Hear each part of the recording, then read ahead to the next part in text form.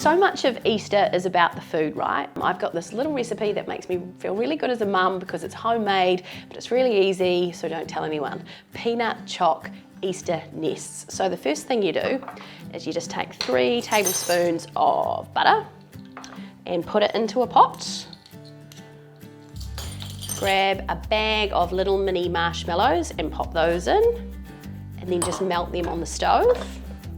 So you put this on probably a medium heat just till it's all mixed in together.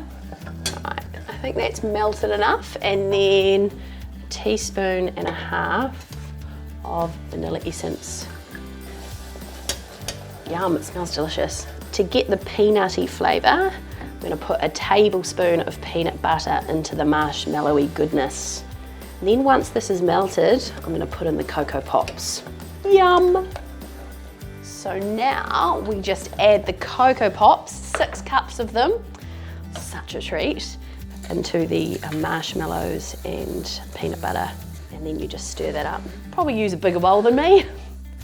Stirring process is quite hard when you're in a small pot, so definitely use a bigger pot. All we want is the Coco Pops to stick together to form my little nest. So when the nests are ready and you're about to shape them, quickly go and melt your chocolate buttons, 1/3 of a cup. And this is going to be used to set our little eggs inside the nest. Now it's time to build the nest. So just use your hands for this, don't be shy. So just get enough Rice Krispie to put into a little patty tin. Put in some of the melted chocolate, probably just 1 teaspoon's enough. And then quickly, before it's set, put in a couple of the mini eggs. And all you do is leave that for 30 minutes and they will be ready to eat. They are so good.